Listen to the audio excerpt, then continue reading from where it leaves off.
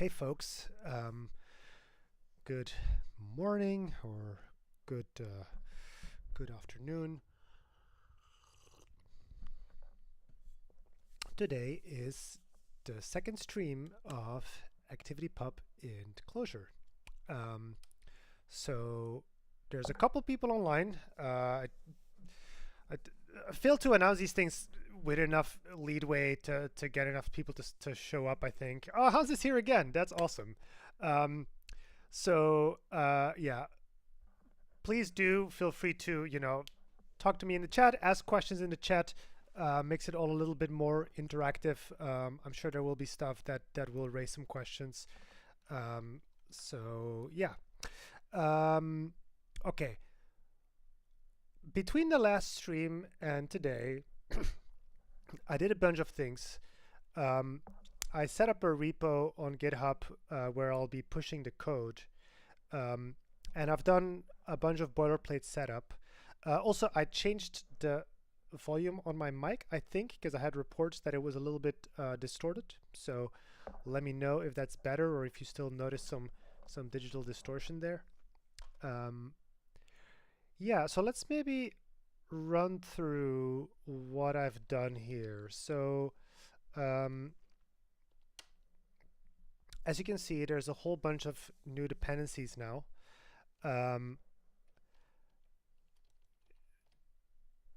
So yeah, we have HTTP, audio is better today, that's great. So yeah, we're using Rated and Ring Muntaya for what is it, content negotiation. I've added a Mali that'll come in handy. Webbing I'll talk about in a second. This is sort of a alpha project from Lemla Island that we use for project setup, and I'll have a bunch to say about that. Yeah, we'll hopefully get to looking at the database today, so that's here. And then yeah, webbing already pulls in the logging API that we'll be using, but we still need to set up the logging backend. So I'm pretty traditional in that sense, using the Java stuff. Here's my log back setup. That should mean that we get nice logs like this with namespace, timestamp, some color for the level, and so forth. Let me actually restart this REPL so that we can start from a blank slate. So yeah, still using Launchpad. I've configured a couple things in my dept local Eden so that Launchpad knows that I'm using Emacs and that we always want to include the def alias.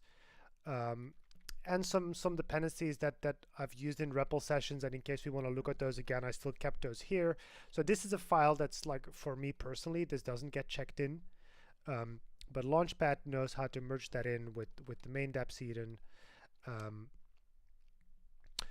And I've set up an alias here to have a main entry point to eventually start the thing. And you see that that's already hooked up. And we can actually already start that. I don't know if 8080 is maybe in use, but let's start it at a random port. So I've set up a first route just to make sure that our initial setup is okay. And with that, we should be able to curl localhost. So that's nice. Okay, so what's powering this?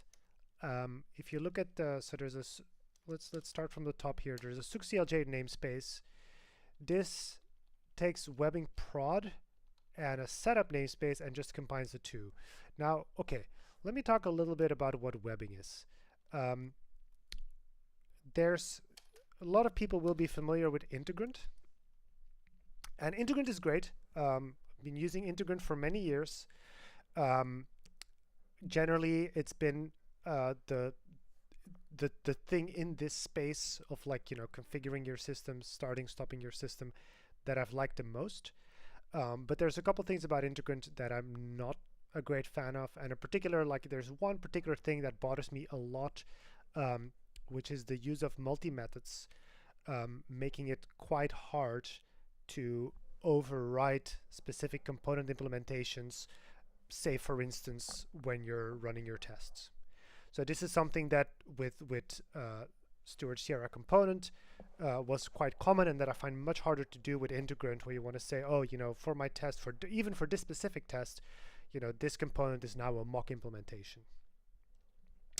Now, one of our clients with Guy1 is a company called Kepler-16, and they have made their own version, their own integrant alike, called GX. And GX is still young, and it definitely, still has some maturing to do. In particular, the errors are not always super helpful. It's built heavily on promises, which I find makes it actually more complex than I would like. But it's very generic, and it does some things really well. Now, both integrant and GX have the same problem, that you need a little bit of boilerplate around it. And in particular, how you use them differs between dev, prod, and test. So prod is the easy one. Just start the thing and forget about it. We need one instance, it needs to be running. That's easy. Now in dev, you want to integrate with Clojure tools namespace to be able to properly reload your entire application if your REPL state gets in a funny state or something like that. And then for test, we actually want to be able to run isolated systems that are separate from the dev system, and that can be started, stopped in fixtures. So there's kind of these different boilerplate patterns. And so what webbing is basically a wraparound GX that implements these patterns. And the way it does that is by introducing a new concept. So integrant and GX, they take a config map and they turn it into a system map. They start the system by taking a config which has keys and configuration for those keys. Each key corresponds with a component. It does the whole topological search to know which ones to start first, starts them one by one, you have your system. Webbing introduces a step before that, which it calls a setup, which is sort of something that webbing can use to construct the config. And so that's what this setup namespace is. This is the setup for Sook. Now we have a prod setup here and a dev setup, and there's a couple different things in here. So we have some Mali schemas to verify certain things. So in webbing, webbing introduces two extra concepts: settings and secrets.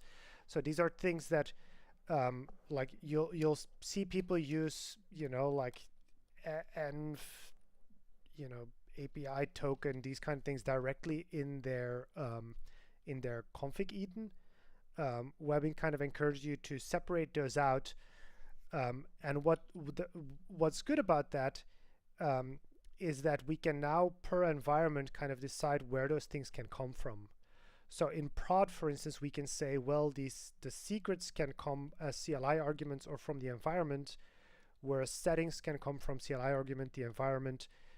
Default values, these are values that are configured in your schemas,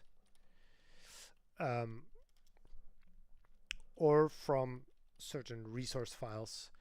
And so the top ones override the bottom ones, which is not super intuitive because it's kind of opposite from a Clojure merge. That's something that might still change. Whereas then if you look at dev here, a difference here is that we include .env.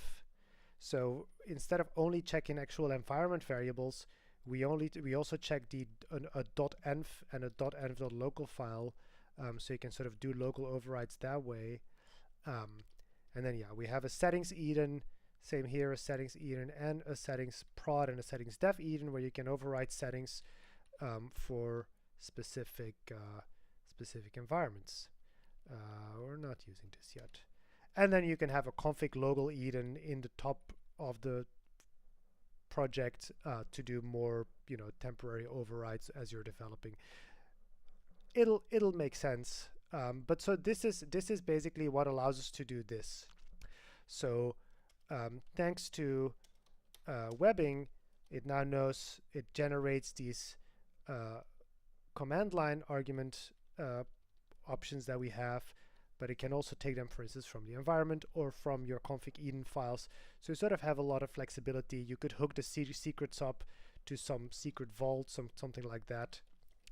And then we have a user CLJ where, so here, I don't like the namespace map syntax. This is something we always use in our user CLJs, just a shorthand for requiring resolve. And then basically we keep the require here empty. We don't really want to do any top level requires here. The reason being that when your REPL starts, it'll load this namespace. And so it'll load any namespace that gets required from here, which slows down the start of your REPL, which we don't want to do because we don't know yet what we're going to do. Maybe we're going to start the whole app, but maybe we just want to try one small thing. And then I don't know what Fun2 Linux is, little I. I'm using Ubuntu and KDE. But yeah, so this basically everywhere we use this JIT with a fully qualified name of a var, so that these things only get loaded when you call these functions. It speeds up REPL starts, but also it means that if there's, say we load a namespace here, here lambda suk setup, and we have some compiler error, some parser error in here, then now we are no longer able to start a REPL if we're requiring that from user CLJ, because it'll try to start it, load it as part of REPL startup, and it'll all go bust. So that's why we use this JIT pattern. And so I'm integrating here, doing the Clojure tools namespace stuff. I've also have portal here as kind of default stuff, even though I don't think we have portal already in the... No, we don't have portal yet. We definitely will be using portal later. So let me maybe already portal. Is it just DJ Blue portal, I guess?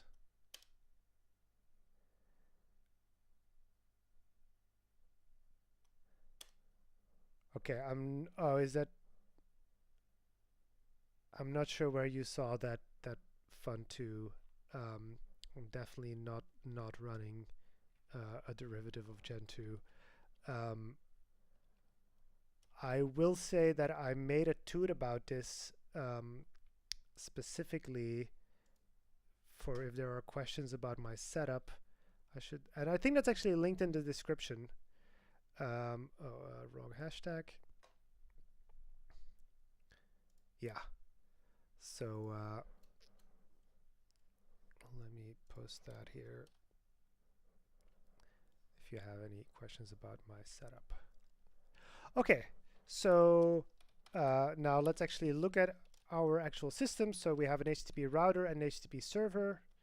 The router I already briefly had open here. So we use rated for routes.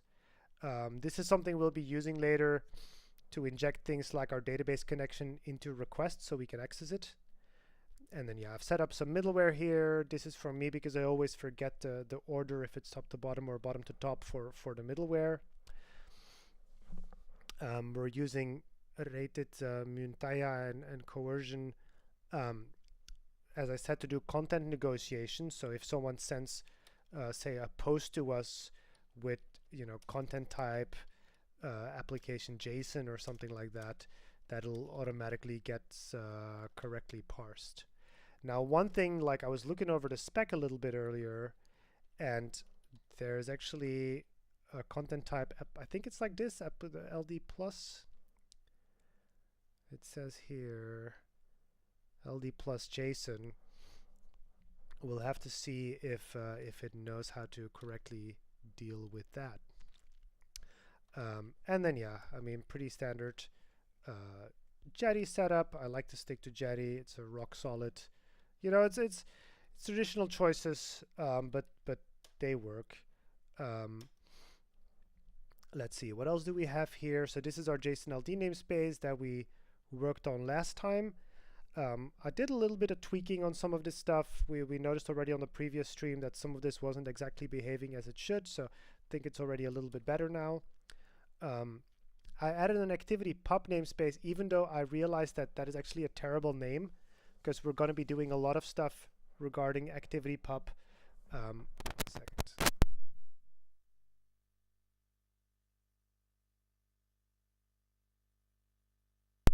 But yeah, we'll see. We'll rename this probably later. But basically, the idea is that like here we really just deal with the JSON-LD semantics, and here we deal with the ActivityPub semantics that are layered on top. I have that. Yeah, and then there's one more little thing here. This is just a related router, which takes a thunk, like a zero argument function, which returns a new router. And for every operation, it constructs a new router. That's slow, that's not good, but it's good during development because it means that we never have to, you know, worry about restarting things because we redefined a route or something, or we redefined middleware. So for dev mode, this is quite nice. Just a little thing we like to use. Okay. So far so good. So yeah, that's just a little bit of setup that I've been doing. And then yeah, so there's the logback XML for the logging. We'll be using this as we go to sort of tweak log levels as we want to zoom in on certain things.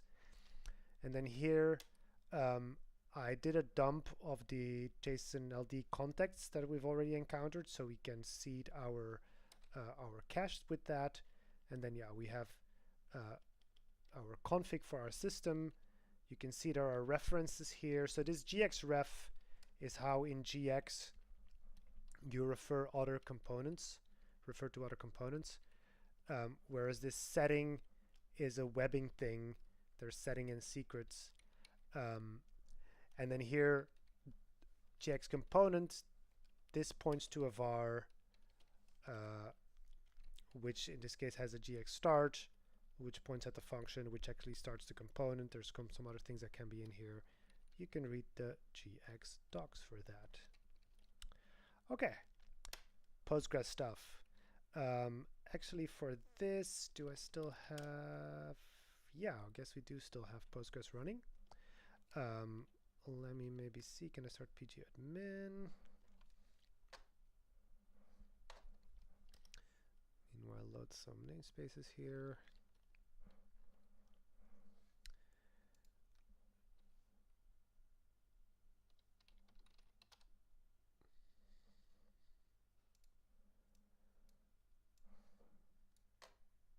And we still have localhost here.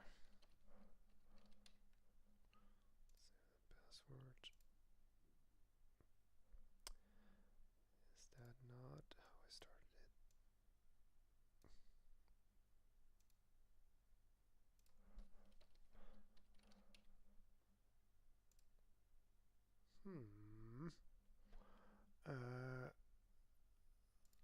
Pretty sure this was working earlier.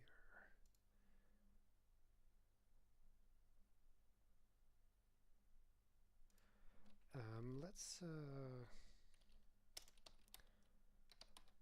how do I no docker stop? Is that oh, I don't know how to use docker.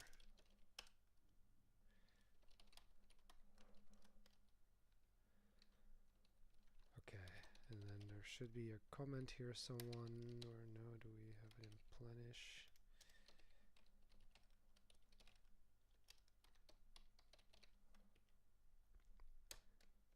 Right. Let's do that here.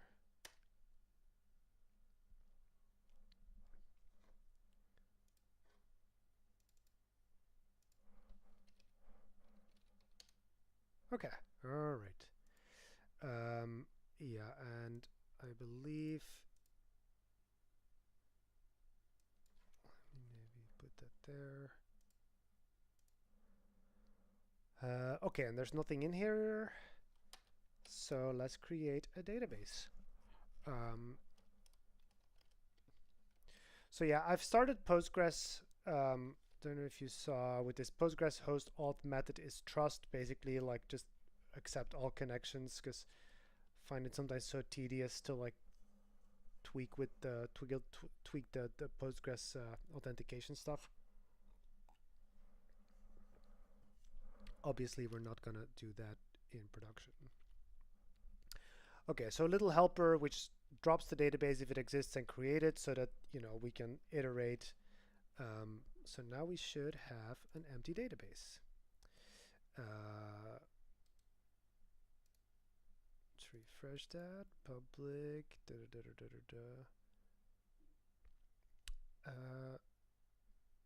Should be. Should there be a data? Wait a. What am I missing?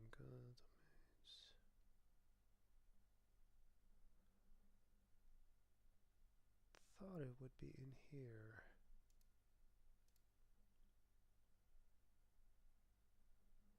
I mean, we don't have tables yet, but we should see the database name. Okay, let's come back to this when we have some more stuff. Okay, so here I want to talk a little bit about. Yeah, I'm looking at. Yeah, that's right. I'm looking at. Oh, I need to refresh here probably. Yes. Okay, thank you, Hans. Okay. Yeah, so there's our SUG database. So, okay, dealing with SQL. Generally, I'm a big fan of HoneySQL. You can see it here, right? So HoneySQL is this library which lets you use Clojure data structures. You can say select star, or is it things like this, from my table, and it'll turn that into SQL, and then you send it to next JDBC or whatever library you're using, or just use JDBC directly. But I've also at times been very frustrated with HoneySQL.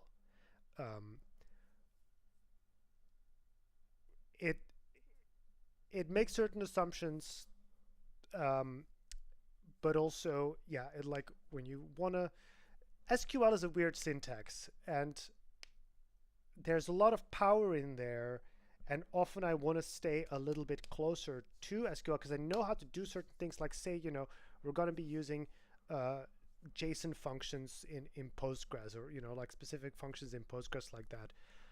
I want to be closer to SQL so I can actually just translate SQL directly into my code without having to spend too much time digging through HoneySQL code to understand how it maps one to the other.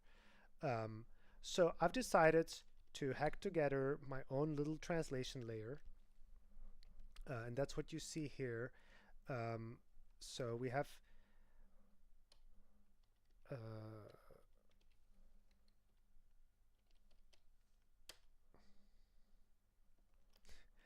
hello, Bob. Good to see you. So say we have, this basically quotes this with double quotes, which means that it's an identifier in SQL, at least in PostgreSQL, like a table name or a column name. It'll also accept sequences so that you can say, like, a column in a table. It'll understand keywords. And so this is one thing. So what we've talked last time, let's actually go back to our ActivityPub namespace and do a get here of my profile again to maybe remind everyone where we ended up. So users plexus. So yeah, we've taken this LD, JSON-LD data, which is really RDF data, did some magic to end up with this nicely namespaced data, eaten data, namespaced keywords, which we can map one-to-one to fully qualified URLs, or IRIs, I should say, in RDF. Now, inside our domain, inside our application, we're going to be using these. And when it comes to the database layer, I actually want to do basically no translation when it comes to these things.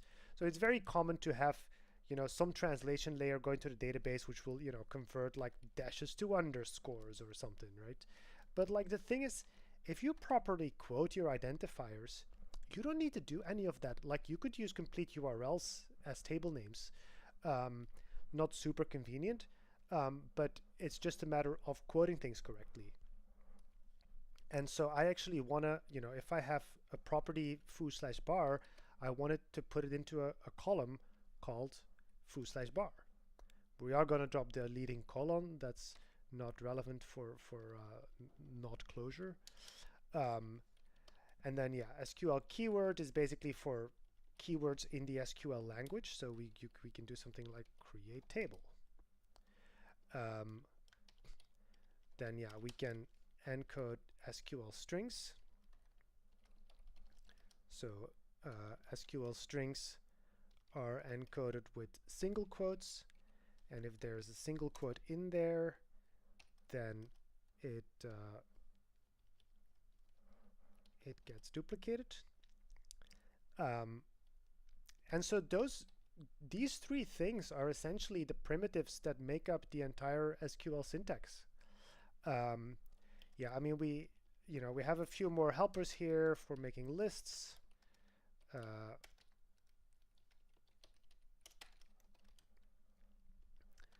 And finally, this is all going to come together in like our helper here, which takes a sequence of things, and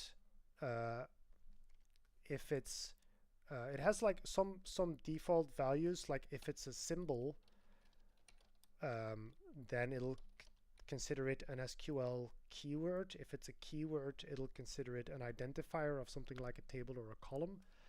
Strings become strings. And vectors, it'll look at the first element in the vector. So we get, for instance, raw, which will be our escape hatch. We can just put any raw SQL in here. We can say, well, actually, this is a list of things.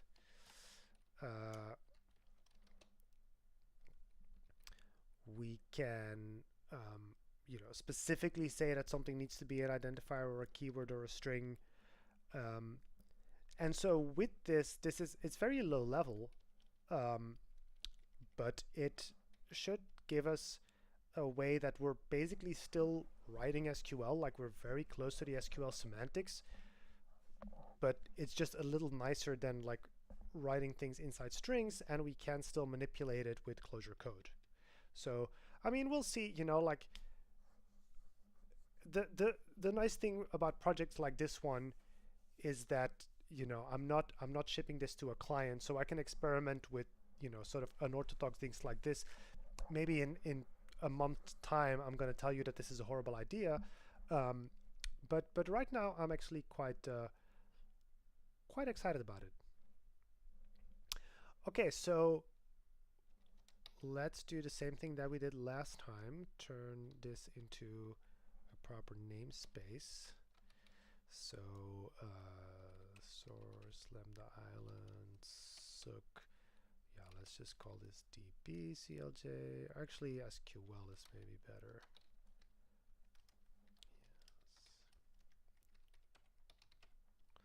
Yes. And sook SQL.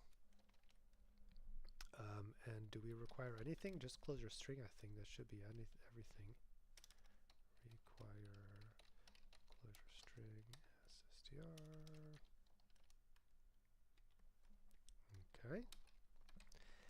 And then I think I have some more stuff down here.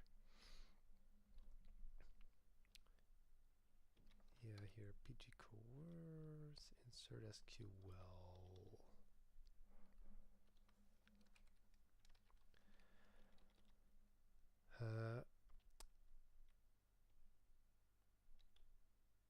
actually, do I still need, I'm not sure I'm still using this actually.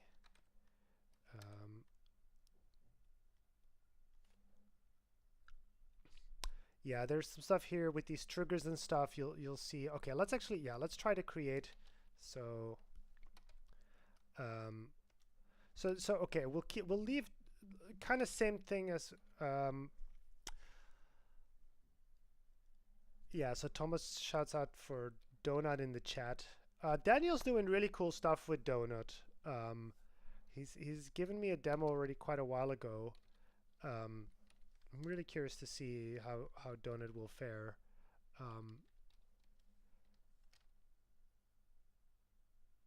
Yeah, let's require lambda island soak SQL in here,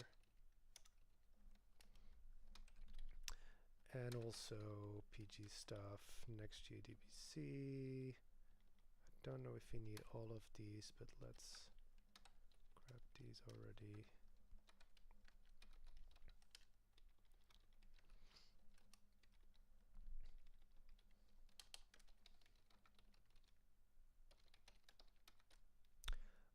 See if we can create tables. So we need a, well, yeah, table name and columns.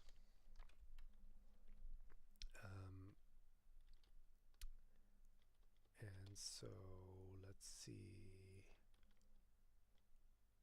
Yeah, this is already some more advanced stuff for querying. I'll explain that in a second. Where's the best create table I have? Okay, yeah.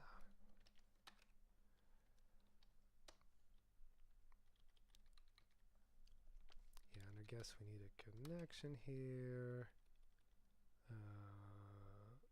Well, yeah, data source. Let's just keep it like that. Create table, table name, and we'll add these default properties to columns.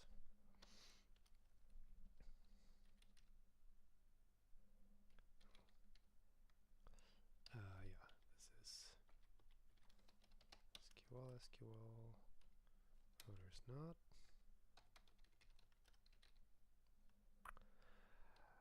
Yeah, okay.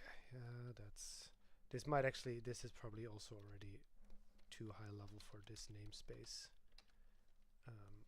We'll get to that later.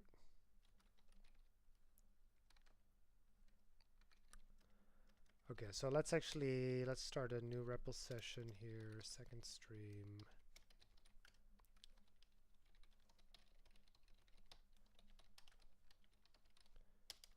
Require lambda island soak db sdb,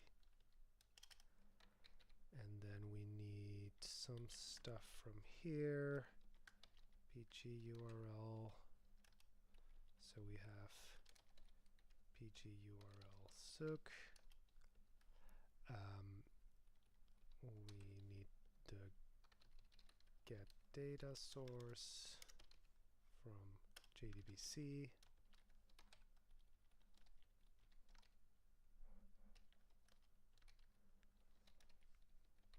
JDBC get data source.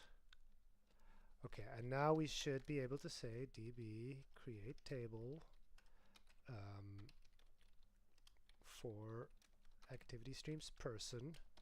And yeah, we'll just take the default properties for now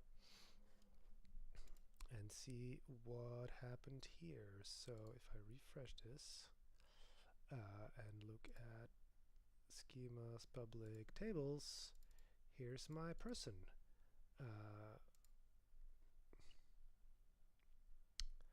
And so, yeah, what we're gonna do is basically every single table will have at least these 4 columns. So this is the RDF ID. This is basically the fully qualified URL that identifies this object. A JSONB props object, which will be our escape hatch. Anything that we get from another instance that we're not currently processing or that we don't have a first class column for yet, we'll just shove in here. And then we want to have a created at and an updated at.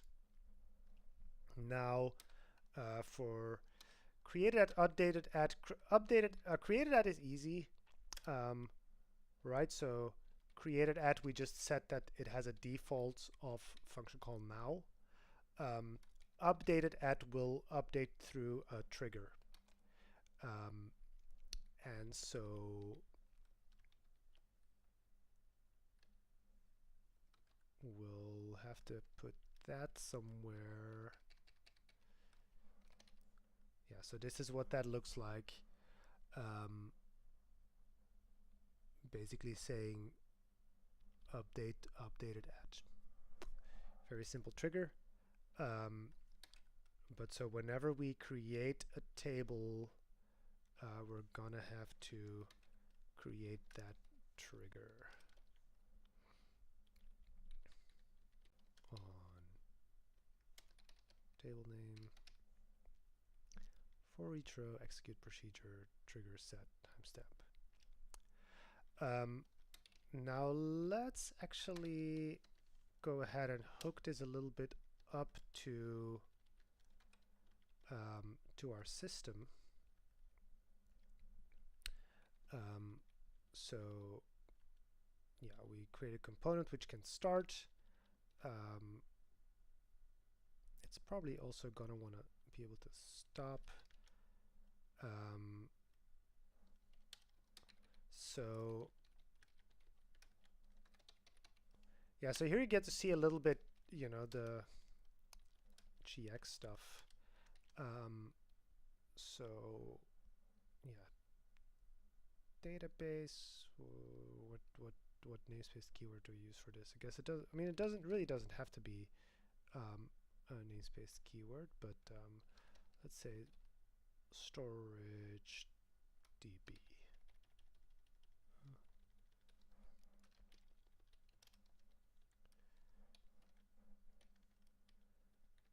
And DB component. And I guess we just give it a deep URL, which is a setting storage URL or DB URL, JDBC URL, something like that. So what this will do is give us a JDBC URL command line flag or JDBC URL environment variable. So that's kind of nice that we get that. And then we're gonna add a prop here, DB connection, something like that, or just dbcon DB,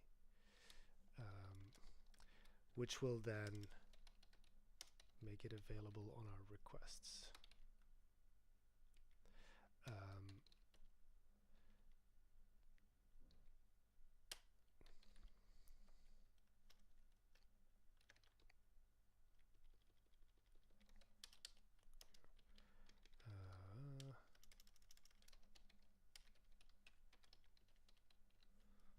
Let's configure that for def, settings def. What did I call it? JDBC URL.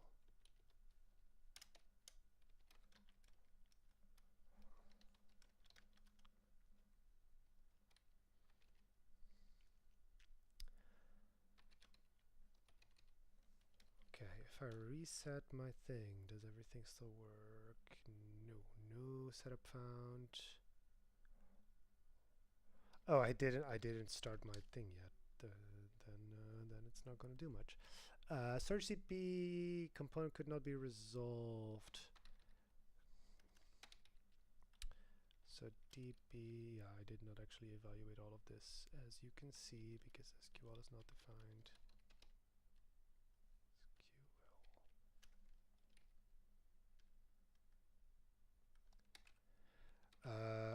Yeah, and we should probably do something here. Actually, I am also going to add C3PO, even, which is a connection pool. I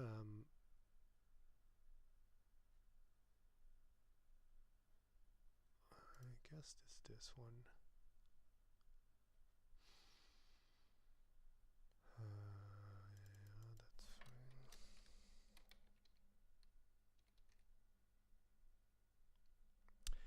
fine. Did I touch on why SQL early on? You're saying why SQL and not, say, Datomic? Is that your question? Or?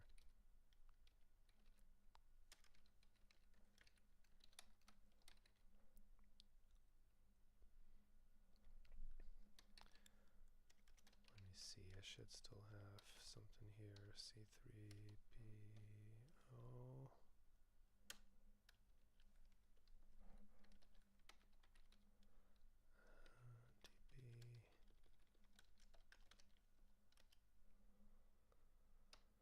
No, I guess that's no longer C3PO Java example. And it's actually with a 0, I guess. Yeah, so why not XDB or a document store?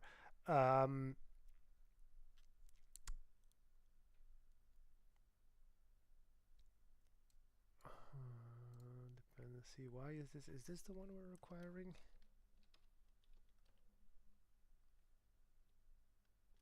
No, it's just C3PO, C3PO. That's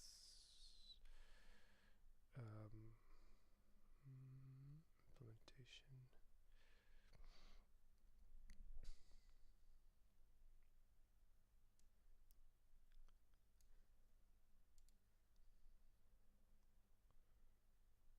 Yeah, I guess this is the version we want to use. Quick start.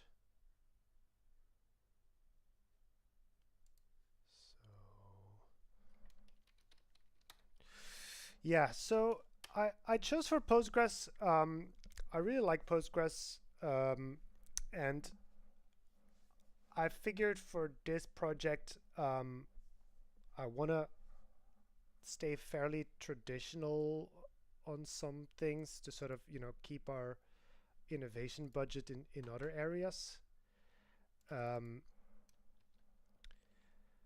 But yeah, mainly it's actually like, okay, so I like XDB to an extent, but the fact that it's document based instead of like being an actual triple store bothers me a little bit. Like I sometimes would like it to be more like Asami or Datomic.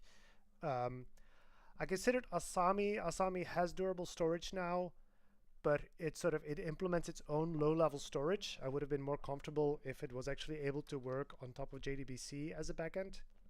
And at the end of the day, I feel like Postgres is so underappreciated, and especially Postgres with the JSON capabilities means that you can really sort of get mix and match schema versus schemaless, and that works really well with sort of the open map philosophy of Clojure. So yeah, I was like, okay, like let's actually just do Postgres to show people that Postgres is awesome. So that's why I'm doing Postgres. I hope that makes sense.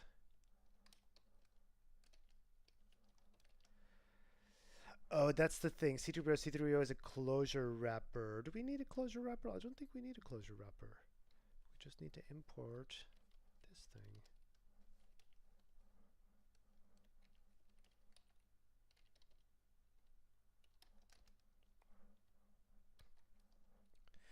Yeah, okay, this is the kind of tedious boilerplate that I was actually hoping to mostly do off stream. Let's maybe, what do we want a combo pooled data source.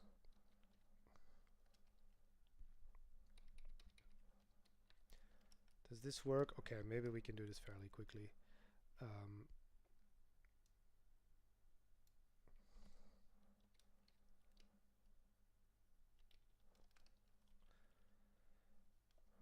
So we need a combo pool data source. We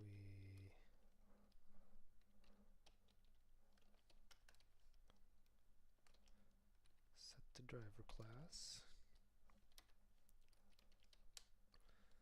We set the JDBC URL.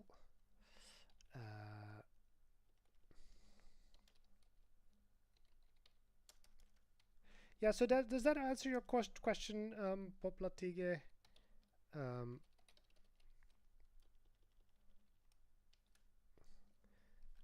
I don't know. I think we can like encode the username and password in the URL. Let's see how far we can get with this. So if we have this optional.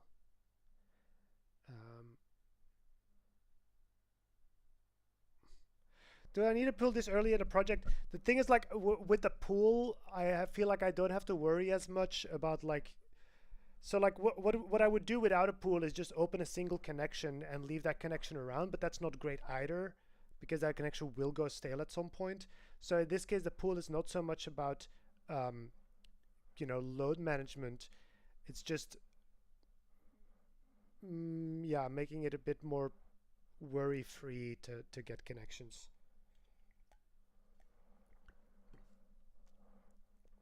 But no, I really didn't need it this early. Can I now just use this CDPS? Yeah, that is a data source. Yeah, so let's just return that.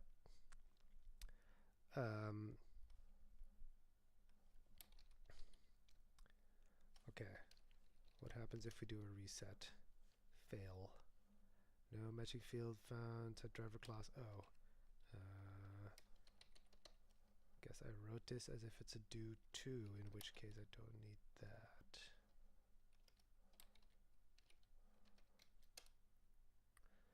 Okay, start it. Value storage DB. Okay, that's a data source. Let's go back here. Second stream. User value storage DB. What happens now? Oh, yeah, because we're not using that driver. We're using the new generation blah blah blah Postgres driver. What's it called? PG JDBC NG.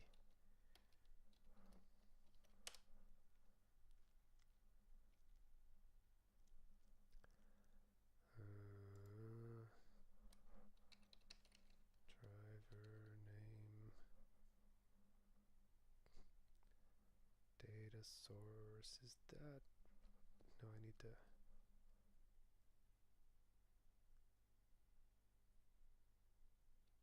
Wait, that's now a different exception.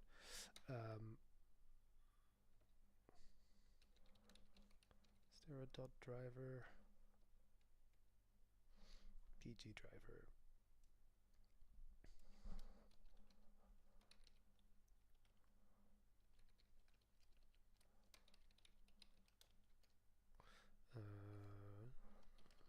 Reset.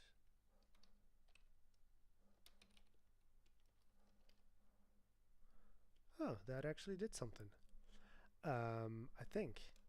Let's see.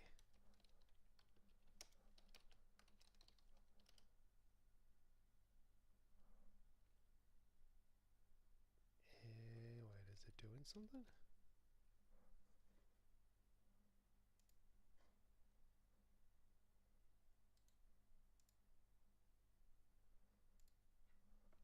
Huh, it's blocking somewhere.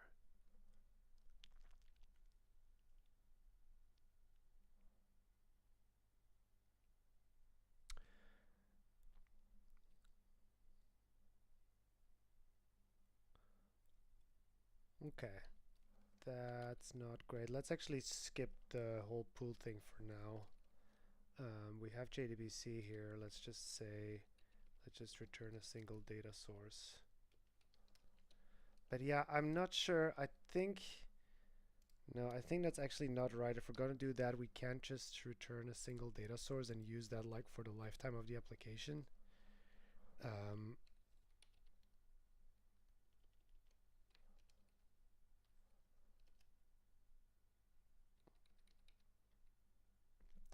even like a get.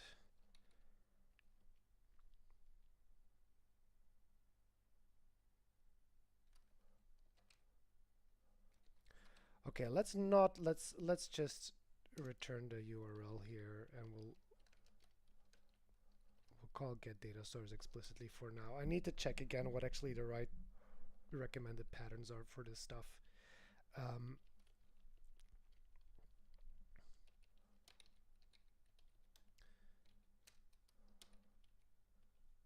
So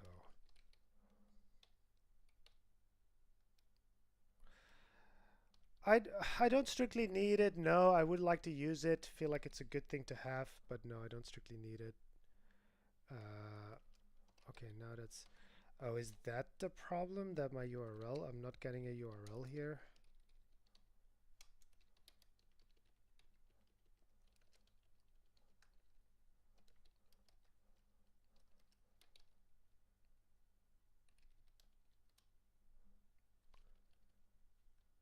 Yeah, assert failed. Did I call it something else? Oh, just URL.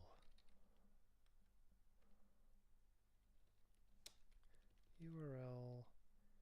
URL.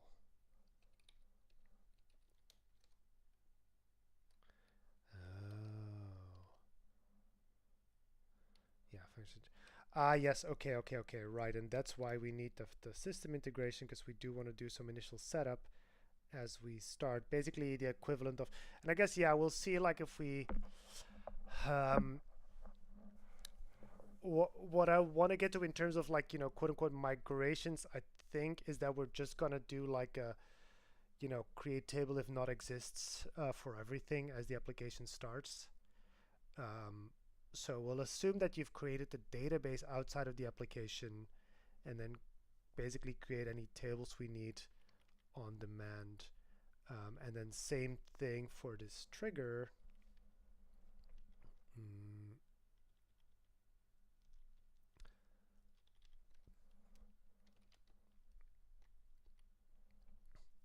But yeah, let's try this again now that we get a real URL.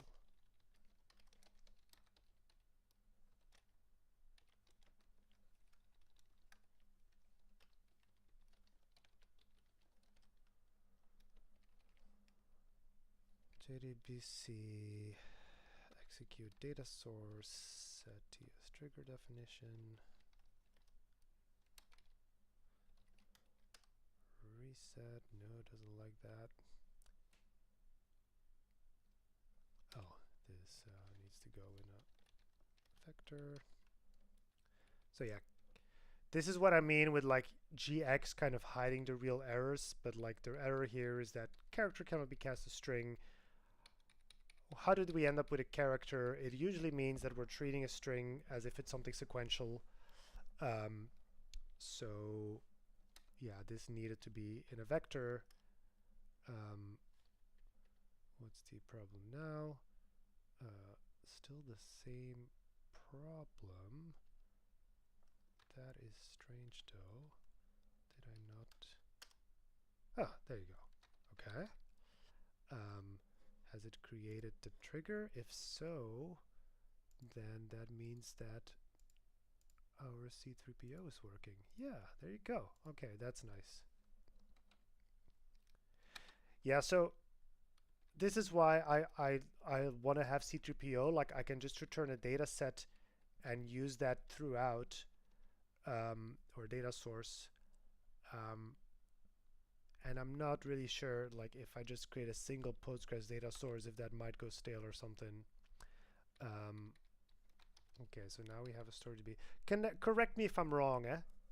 I'm like, this is not necessarily my like biggest area of expertise. Oh, test already exists. Test 2. Yeah. All right, it's creating tables. Okay. We're getting close to the hour mark. Let's try to wrap up by actually creating a bit more full-fledged table for actors, really, like this. I guess like in activity streams, it's usually called either a person or an actor. I guess a person. Actually, yeah, we probably should call this table actor. So an actor can be a person. It can also be a service. And so this is another area where this, you know, like properties map column, like JSON column, is going to come in handy. You know, we can have first class columns for everything that an actor has. But if, say, like a service has some specific extra things, you know, some subclass of actor has some extra things, and we don't necessarily want to make columns for those, we just stick them in that JSON-B column. Yeah, let's PG stuff. Now I actually wonder if I recreate this DB, does that work? Sook is being accessed. Yeah, so that's because C3PO is active, and I probably should also have a stop here.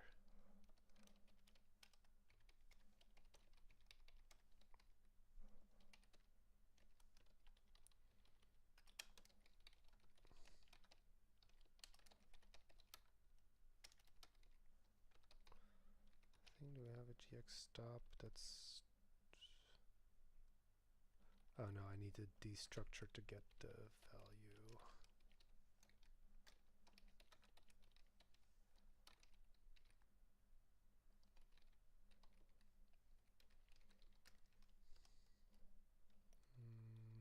Stop.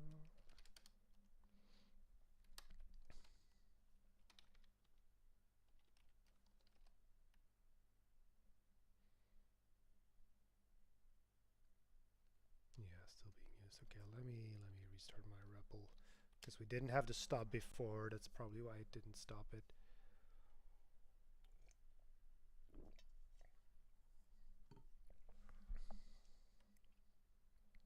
Occasionally, you do need to restart your REPL.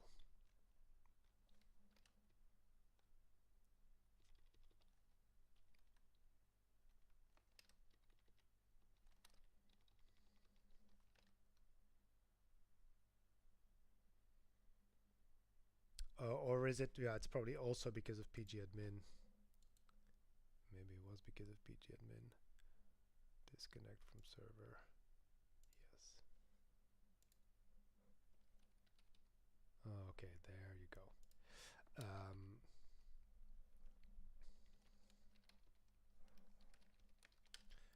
Go.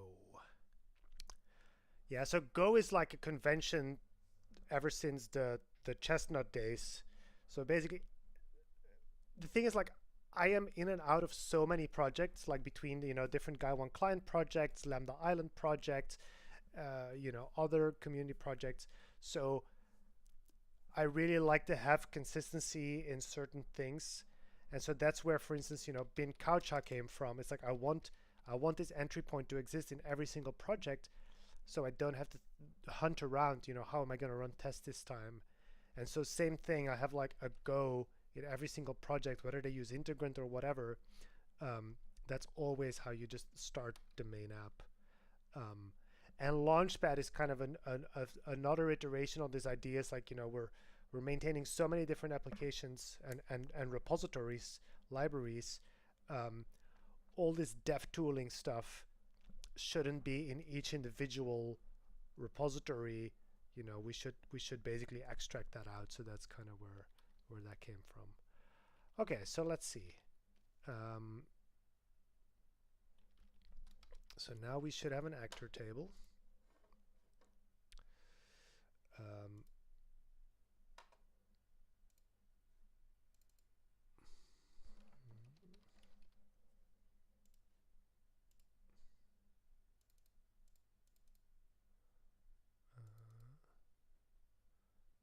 Yeah, let's go a little faster here.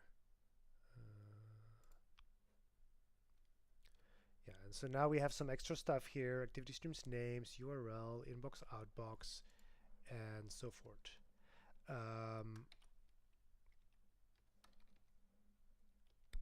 Let's actually DB.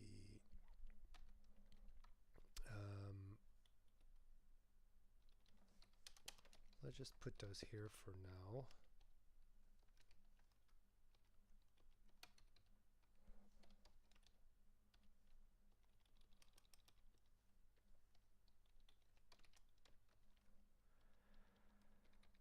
And here we're going to say, so how do you create table if not exists? If not exists comes, does it come at the end or does it come at the beginning? Create table if not exists table name. That's what I thought. So we're going to say, I mean, this is, we'll have to make this a little bit smarter to actually add columns and stuff eventually. But like, I mean, I know this isn't like proper migrations, but like this is basically how you do it in something like Datomic, right? You just tell, you know what your schema should be, and at startup you make sure that it's that. So we are just gonna do just that. And I guess here also,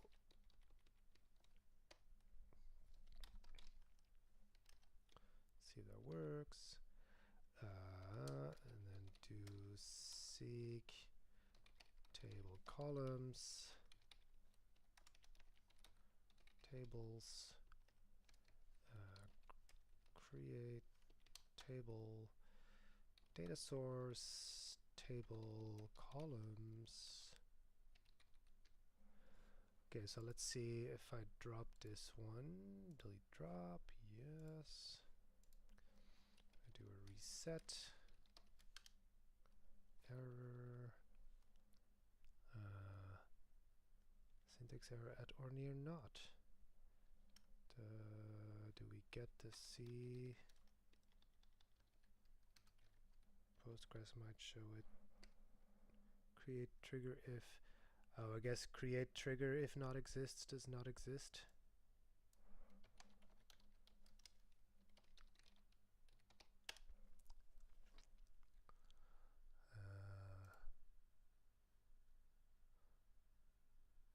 Drop trigger if exists.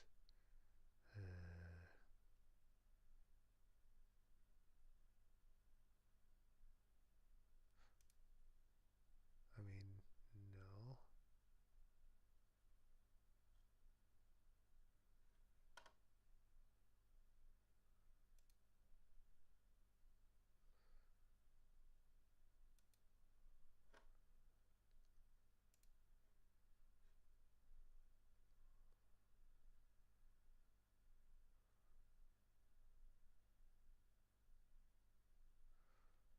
I mean, I guess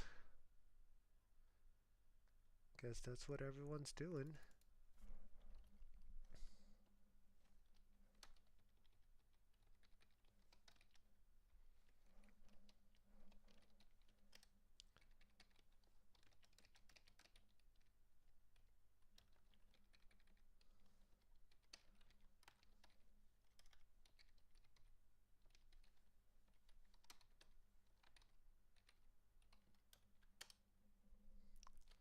No, still doesn't like it. Syntax error at end of. Oh, it's.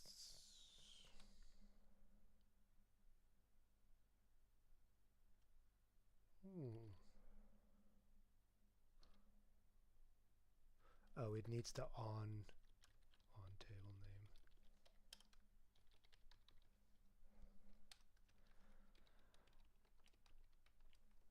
Okay, I swear we're still gonna get to actually inserting data and then we can wrap it for today. Okay, so we can start and now our table should be back. Yeah, all right, excellent.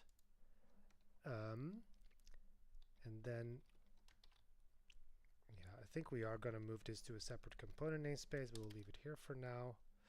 Okay, and now there's one more thing. Let's see. Also at startup, I want to query the database to know which tables we have and which columns we have.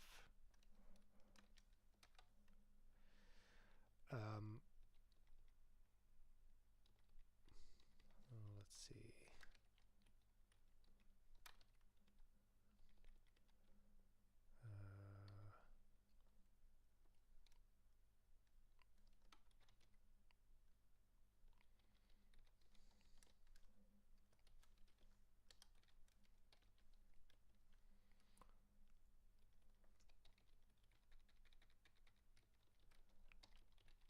Tidy this up a little. This is going to need result set. Oh, I think I already have that.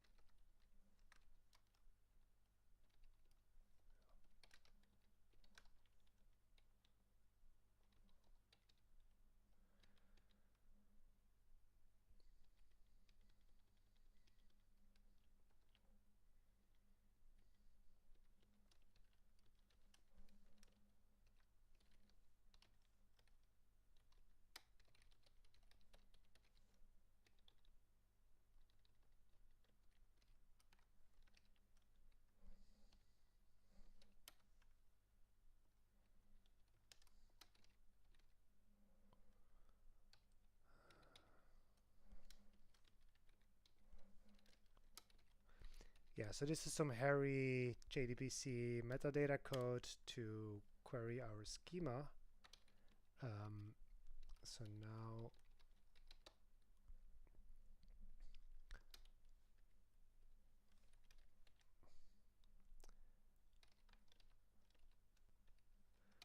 and based on that, we're gonna make this insert SQL.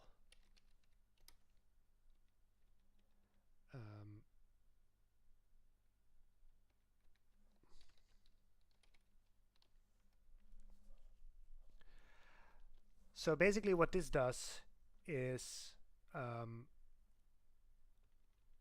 actually, yeah, we are gonna pass the table in explicitly instead of giving it a type, get schema table. Actually, no, maybe instead of tying it to this table, let's just say entity props, and do the schema stuff outside of here. Oh. Table entity props. Table.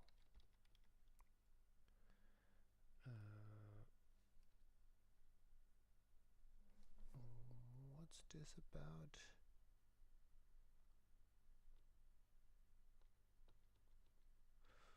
Value, yeah.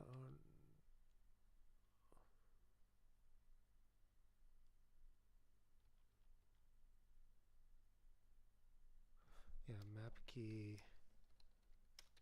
entity.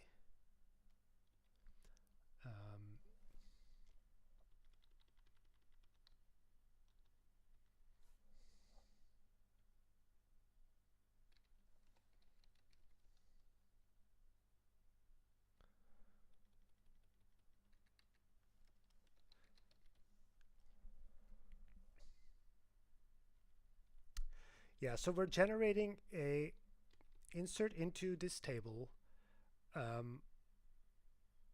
We're inserting all the fields that we pass in as the entity maps plus a single field for RDF props, which we're gonna set here, like appended or pre-append at the end to the list of arguments.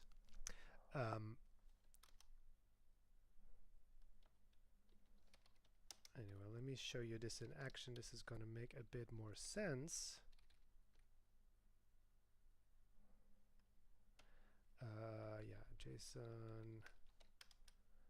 I guess I'll stick to Cheshire.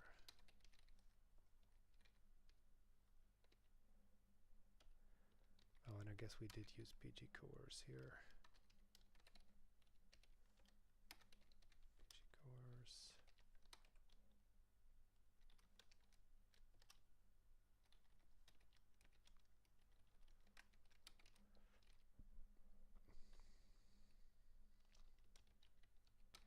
Okay, and now for the grand reveal, gonna go here back to ActivityPub as AS or AP, I guess. Oh, what?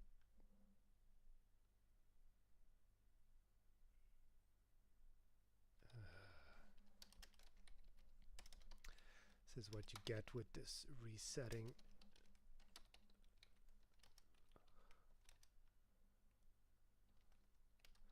Okay.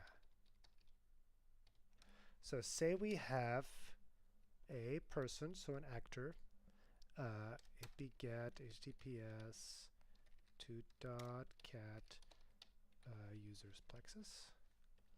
So this is a person. We let keys schema ds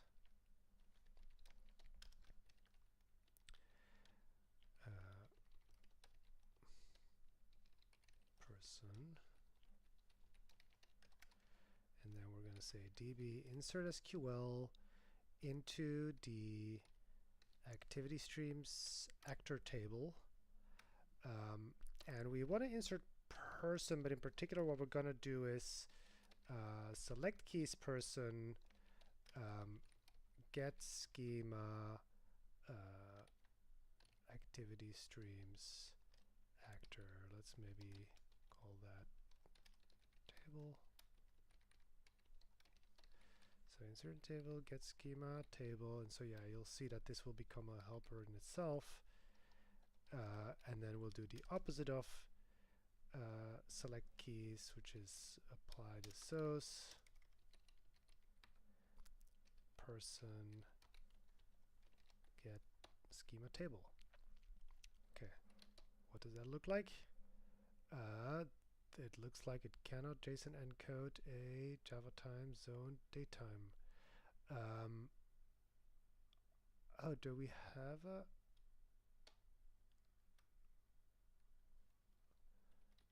date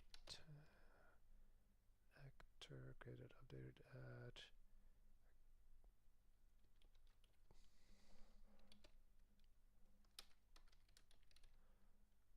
published?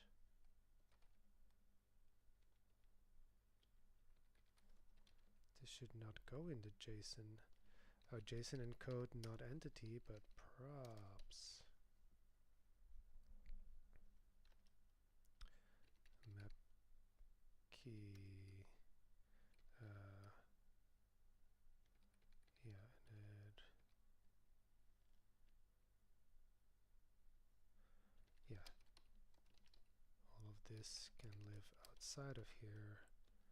We're also gonna disassociate RDF type because that's just actually, yeah, probably do want to actually preserve the RDF type. Okay, so insert into actor props, which is empty, somewhat surprising. And then all these different values. Also, yeah, we're generating the on conflict, so it's basically an upsearch. I am gonna, let's see, subdb, gonna add RDF type to the defaults here. Text, I think it's good to have that.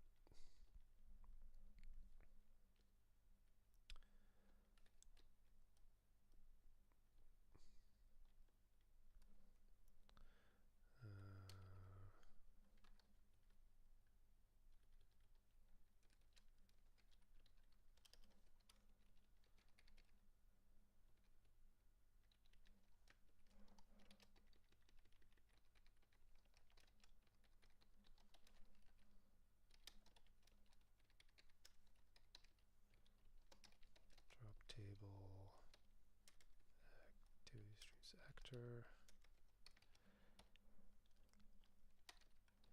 Yeah, not a lot of people left on the stream. Just do want to get to this last point.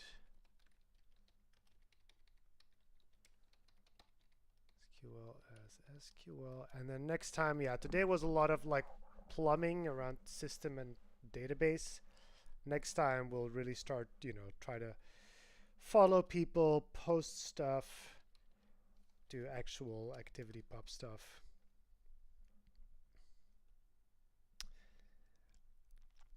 Oh, I guess a data source is not closable.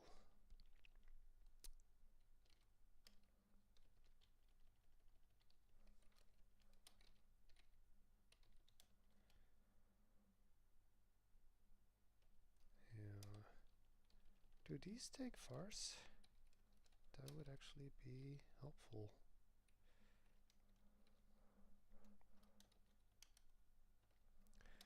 Okay, so we're basically ready to start inserting stuff. I just wanted to make sure that we also start RDF type, and I want to see what's going on here, why it's not encoding any of these props.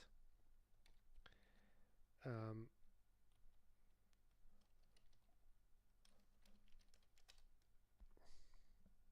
then we're done.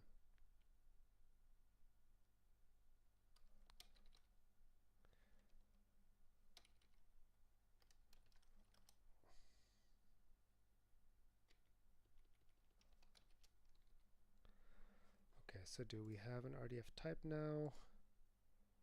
Refresh. Columns.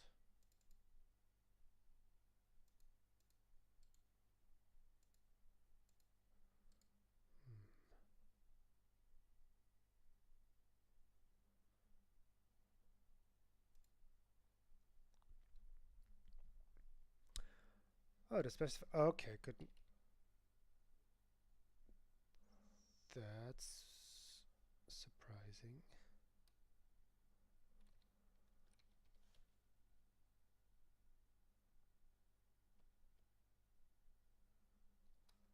Getting some errors here, and what does Postgres tell us?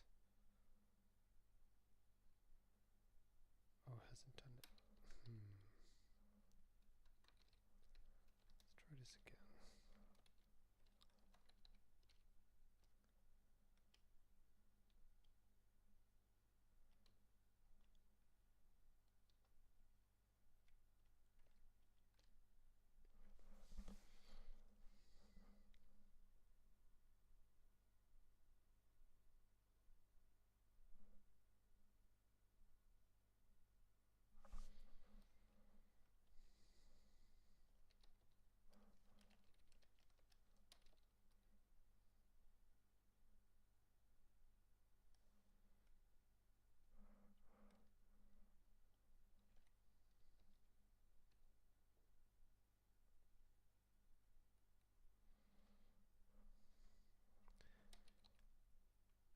Let's put some logging in here, because I'm already getting annoyed by the lack of insight of what it's actually doing.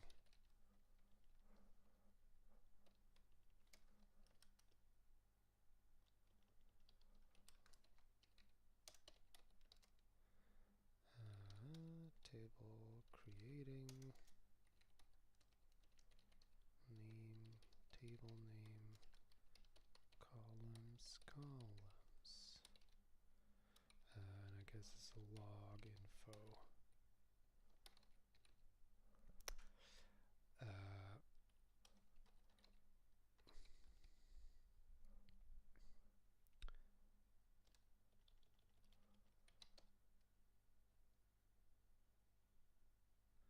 Yeah, we have a schema, we have a data source. Based on that, we should be able to get some SQL. Okay, and this looks better. See, now we have a bunch of stuff in this JSON, plus the individual things. Yeah, that actually looks great. So let's insert that.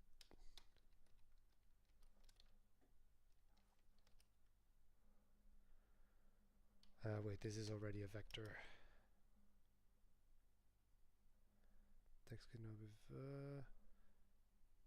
okay, something got out of whack.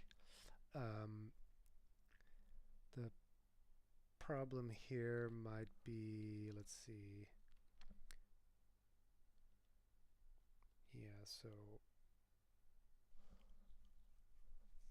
I'm not 100% sure. Well, actually, yeah, we're iterating over ID twice.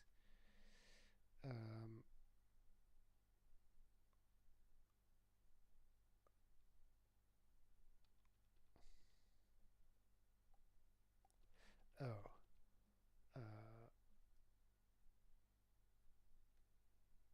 Okay, this doesn't seem right.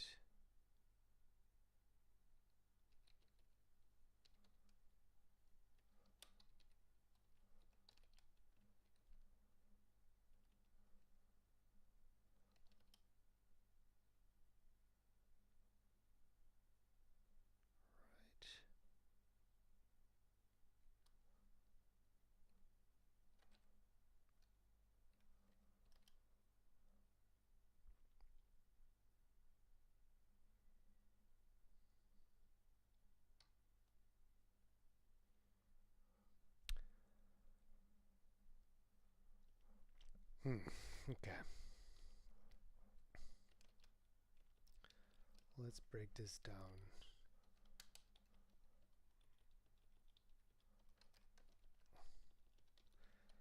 You know, I had this all working in this other REPL session, but now I kind of want to have it a little bit of a cleaned up version of it. Okay, so this is the stuff that needs to go into individual tables versus this is all the stuff that's going to go into the JSON. And so, yeah. How many items is that? 9. And so it should expect 9 things.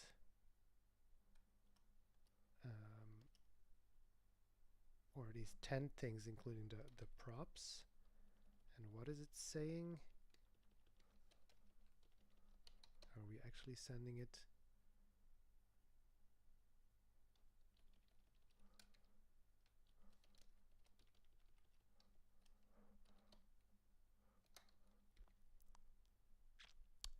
Oh yes, no, we do need to send the things twice, once for the values and once for the on conflict. So you basically every value, there's 2 question marks that correspond with the value. So yes, that's why we had that concat here. Concat entity.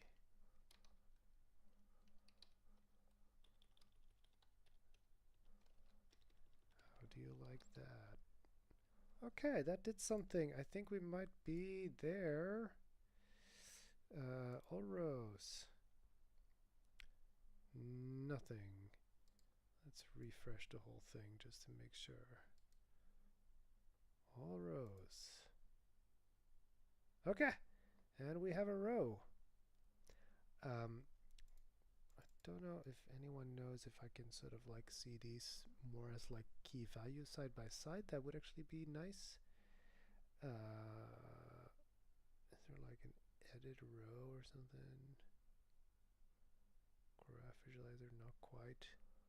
But yeah, everything's here. Actually, RDF type, do we want to store it like this? Maybe. Probably at least without the colon. Okay, I need to think about that. But yeah, so we have an actor table. We managed to fetch an actor from another instance and store it with the main things like, you know, the username, preferred username, the inbox, the outbox, now we'll have to create an actor on our side and have an endpoint where someone else can get that actor, because that's going to be the entry point for a lot of things.